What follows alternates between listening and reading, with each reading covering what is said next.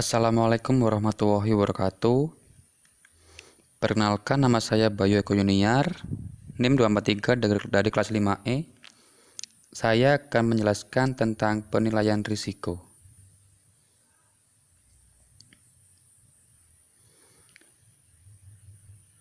Proses audit dalam fokus.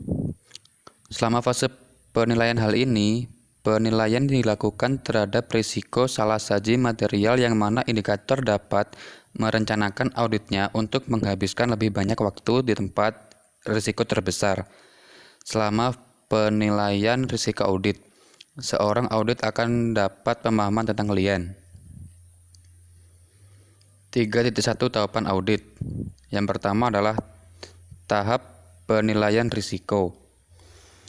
Risiko audit adalah risiko bahwa auditor menyatakan opini audit yang tidak tepat ketika laporan keuangan salah saji secara material. Auditor akan melakukan berbagai prosedur penilaian risiko untuk memastikan bahwa perhatian yang tepat diberikan pada akun dan transaksi yang paling berisiko salah saji material. Tahap ini, penilaian risiko audit memberikan kesempatan untuk mengoptimalkan efisiensi dan efektivitas saat melakukan audit. Efisiensi mengacu pada jumlah waktu yang dihabiskan untuk mengumpulkan bukti audit. Efektivitas mengacu pada minimalisi risiko audit. Yang kedua adalah fase respons risiko. Fase respons risiko audit melibatkan pengujian rinci atas pengendalian, transaksi, dan saldo akun. Jika auditor berencana untuk mengenalkan sistem pengendalian internal klien mereka akan melakukan pengujian pengendalian. Auditor akan melakukan penguji substantif rinci atas transaksi sepanjang tahun dan pengujian substantif rinci atas saldo yang dicatat pada akhir tahun. Yang ketiga, menyimpulkan dan melaporkan audit. Fase terakhir audit melibatkan penarikan kesimpulan berdasarkan bukti yang dikumpulkan dan sampai pada suatu opini tentang kebenaran dan kewajaran laporan keuangan. Opini auditor diungkapkan dalam laporan audit. Pada tahap audit ini, auditor akan memanfaatkan pemahaman mereka tentang klien, pengetahuan rinci mereka tentang risiko yang dihadapi oleh klien, dan kesimpulan yang diambil saat menguji kontrol klien atau transaksi dari saldo akun. 3.2 Mendapatkan pemahaman tentang klien.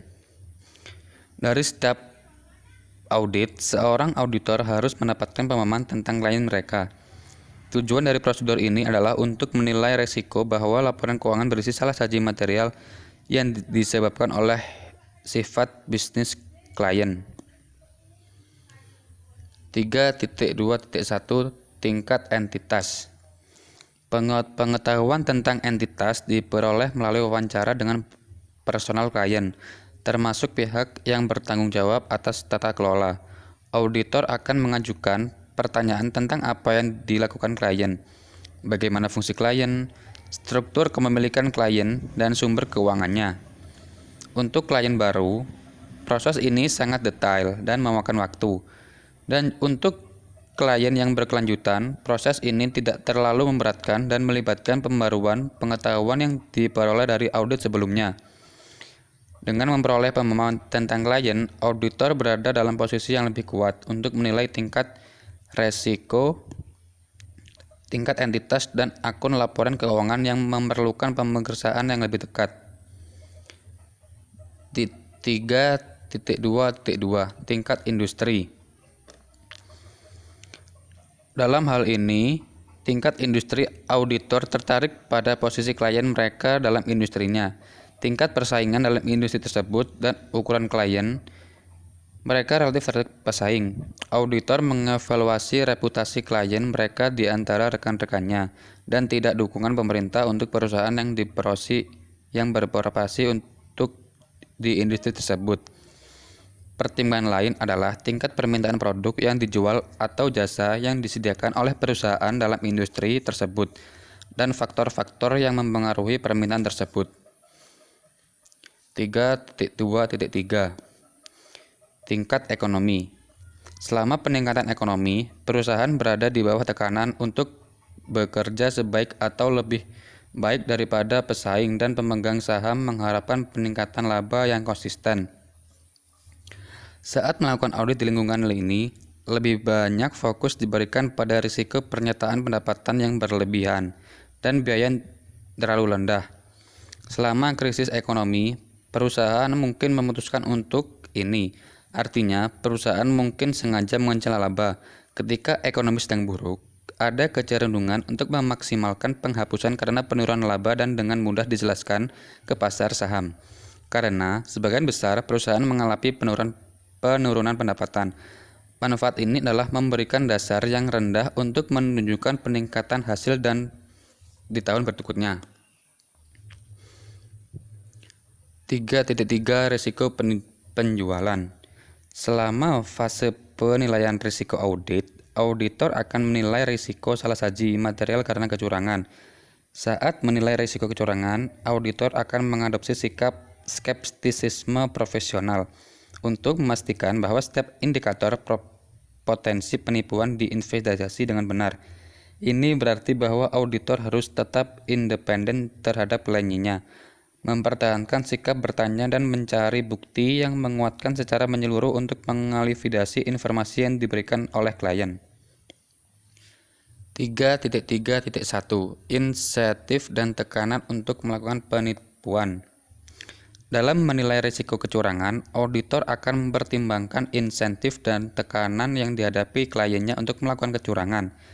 Meskipun contoh yang diberikan di bawah ini menunjukkan bahwa klien mungkin cenderung untuk melakukan penipuan, mereka sama sekali tidak menunjukkan bahwa penipuan telah terjadi saat auditor menjadi sadar dari salah satu faktor risiko ini. Dalam isolasi atau kombinasi, mereka akan merencanakan auditnya untuk memperoleh bukti yang berkaitan dengan masing-masing faktor risiko. 3.3.2 Peluang untuk melakukan penipuan. Setelah mengidentifikasi satu arah atau lebih insentif atau tekanan untuk melakukan kecurangan, auditor akan menilai apakah klien memiliki peluang untuk melakukan kecurangan. Auditor akan memanfaatkan pengetahuan mereka tentang bagaimana kecurangan lain telah dilakukan untuk menilai apakah peluang yang sama di klien.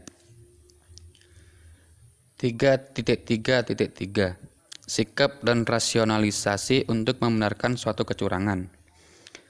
Bersama dengan identifikasi insentif atau tekanan untuk melakukan kecurangan dan peluang untuk melakukan kecurangan, auditor akan menilai sikap dan rasionalisasi manajemen klien dan staf terhadap kecurangan.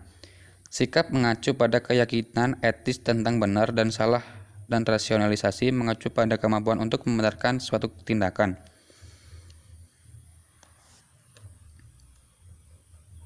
3.4 Menjalani perhatian.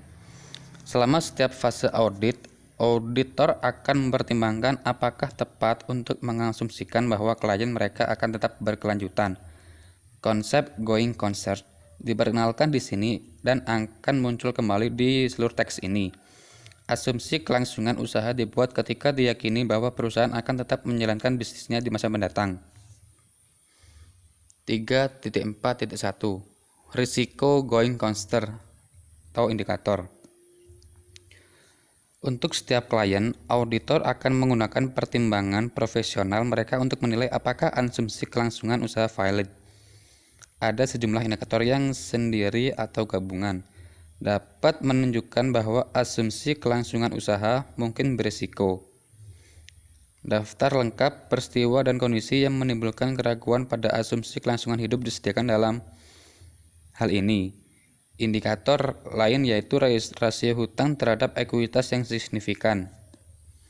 3.4.2 Faktor-faktor yang meringankan mengurangi risiko bahwa asumsi kelangsungan usaha mungkin diragukan.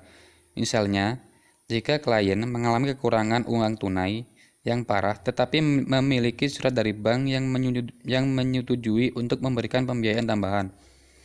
Surat tersebut tetapi tidak menghilangkan risiko bahwa asuransi kelangsungan usaha mungkin tidak valid. Faktor mitigasi lainnya termasuk surat jaminan dari perusahaan induk, ketersediaan aset non-inti yang dapat dijual untuk menyediakan kas yang dibutuhkan tanpa mengganggu kapasitas operasi perusahaan. 3.5 Tata kelola perusahaan. Tata kelola perusahaan yang dirancang untuk mengurangi risiko yang teridentifikasi dari masa depan. Prinsip tata kelola perusahaan yang baik dan rekomendasi praktik terbaik untuk berisi prinsip inti dan rekomendasi yang berlaku untuk perusahaan yang terdapat di ASEIC. Prinsip dan rekomendasi tercantum dalam hal ini. Tidak semua perusahaan yang terdaftar akan mengikuti semua pedoman ini. Sebaiknya menyarankan agar semua perusahaan mempertimbangkan rekomendasi sebagai salah satu untuk memperbaiki struktur perusahaan, meningkatkan kinerja dan meningkatkan akuntabilitas kepada pemegang saham dan pihak berkepentingan lainnya. 3.6 Teknologi informasi. Teknologi informasi adalah sebagian proses besar akuntansi yang meliputi inisiasi, transaksi, pencatatan, pemrosesan, koreksi seperlunya, transfer ke buku besar dan kompilasi laporan keuangan. 3.7 Prosedur penutupan. Saat menyelesaikan laporan keuangan, klien akan menutup akunnya untuk periode keuangan yang tidak termasuk transaksi yang terkait dengan periode keuangan dan tidak termasuk transaksi yang terkait dengan periode lain. Baiklah, sekian dari saya. Wabillahi taufiq wal hidayah. Wassalamualaikum warahmatullahi wabarakatuh.